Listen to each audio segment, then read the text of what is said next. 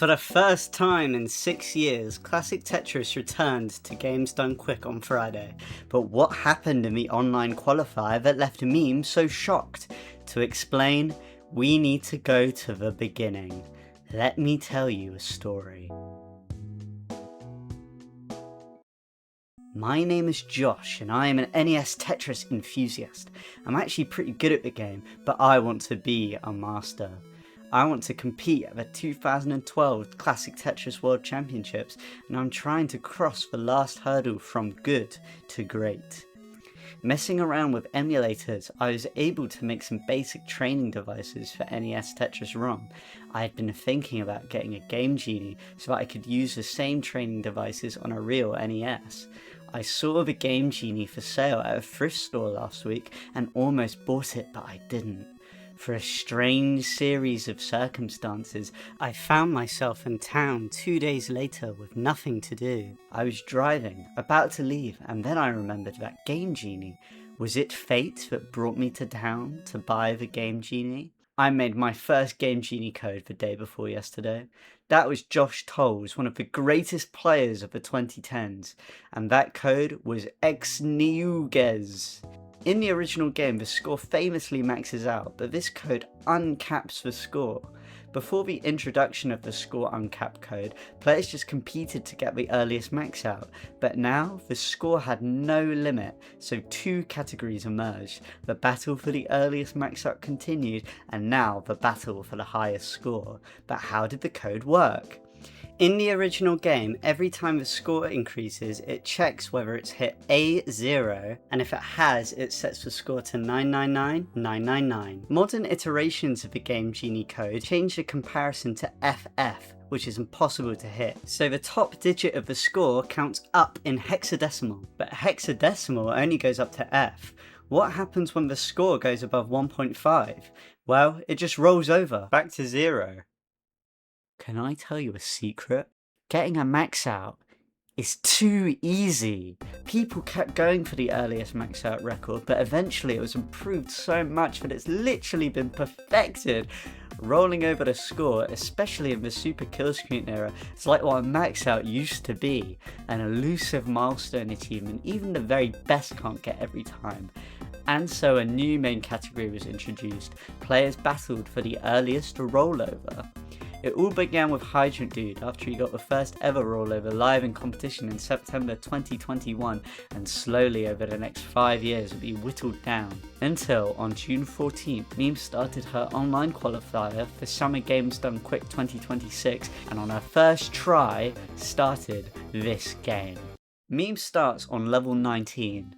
Although in my last explainer video I said players usually prefer to start on level 18, in qualifiers a lot of top players play level 19 because the 1.5 times faster gravity saves 2 to 3 minutes per game, allowing you to get more games in your hour, which is important in this qualifying format because you get points based on how well you score above a max out in each game, and the seeding is decided by your cumulative point total at the end of the 1 hour qualifier.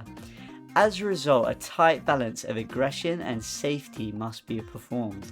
If you go too aggressive, you might get some really strong scores, but you also might die early and waste time. If you play too safe, you might not score high enough for a match. On the left of Meme's game, I'm going to be displaying the pace world record, which is the highest score ever recorded at each line. Below Meme's score, I have a score difference showing the gap. Right now, on the left side, it's Scooty's perfect max out. If you'd like a really beginner-friendly level 1 explainer video where I explain all the basic concepts, I'd recommend my last explainer video about Meme's recent live world record. In this video, I'll be introducing some new concepts and expanding on some relevant old ones. Below Meme's face cam, you can see her Tetris rate, which is what proportion of her line clears have been Tetrises. Right now, she's just playing really cleanly, so let's skip forward until her next burn. Here, the best move would be putting this J in 3-4-5 and the S in 1-2. We notate piece placements by describing the columns that they would fall in. She chooses a slightly less optimal J placement and then to create a double well with the S. A double well is this arrangement where the 9th column is significantly lower than the 8th. It's a really flexible and safe board state, but if you're trying to go perfect, it requires a long bar to fill in. Remember that Meme isn't playing for any sort of world record like the Scooty game is. She's doing a qualifier, and so this style of play is strong.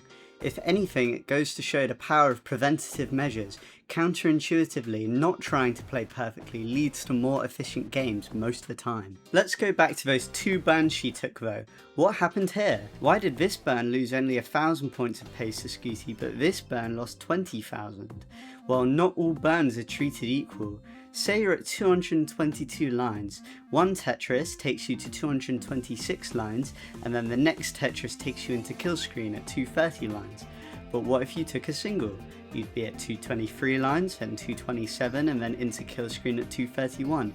The next single is the same, and the next 2. But if you took a 4th single, it would take you to 226 lines, and one Tetris would take you into kill screen. At that original point of 222 lines, you could take 0, 1, 2, or 3 burns and still get the maximum amount of Tetrises into kill screen, but your 4th single robbed you of one. This means only every 4th burn actually costs you a Tetris in pace. Even though there isn't a speed transition at all before 29 on a 19 start, and there's no level transition at 130 lines, we still treat 130 lines as a split between pre and post transition on a 19 start, because that's where it would have been on a typical 18 start. Half of 130 is 65, which we've just crossed, so she's on pace for 728k at 130 lines, which is extremely strong. Here she has a huge double well. She maybe could have avoided it by doing a VIT here, a vertical I-tuck setup, otherwise known as a death-defying vertical long bar slide,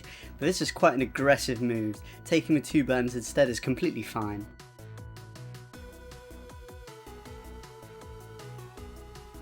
Meme gets this J and decides to put it in 6-7.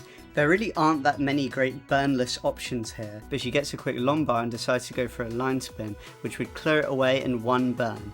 She's aiming to rotate in exactly this Mino, otherwise it won't work. Unlike modern versions of Tetris, NES Tetris has no kick table. In modern versions of Tetris, if something's up against a wall and its usual rotation would put it inside the wall, it instead pushes it out. However, in NES Tetris, it just doesn't let you rotate it. This also means spins can only be done exactly on the Mino that the game registers it as not rotating into a wall. This is why you can do this S-spin, but you can't do this Z-spin. So Meme goes for the line spin, but she actually misses it. You'd expect a misdrop like this to cost her some burns, but with this really clever 1-burn T-solve, she actually ends up just fine. She sets up this overhang, which she'd love a J to tuck into. She ends up settling for an S-spin, which is another spin that can't be mirrored because of the NES Tetris rotation system. This burn to fill in the double well will be her last before transition.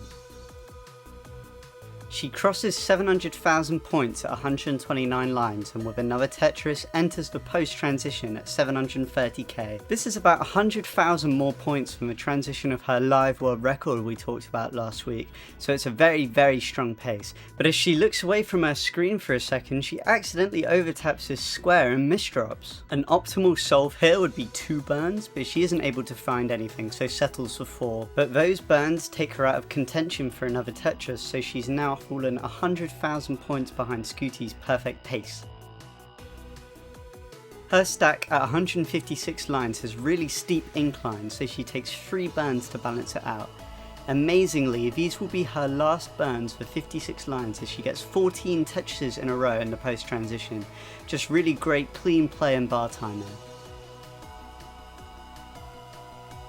With a smile on her face and a pump of a fist, she crosses 1,000,000 points into level 24, with 23 burns taken so far. But look at Scooty's stack! He's going to hand it over to Dengler from December 2024, who'll take it from here.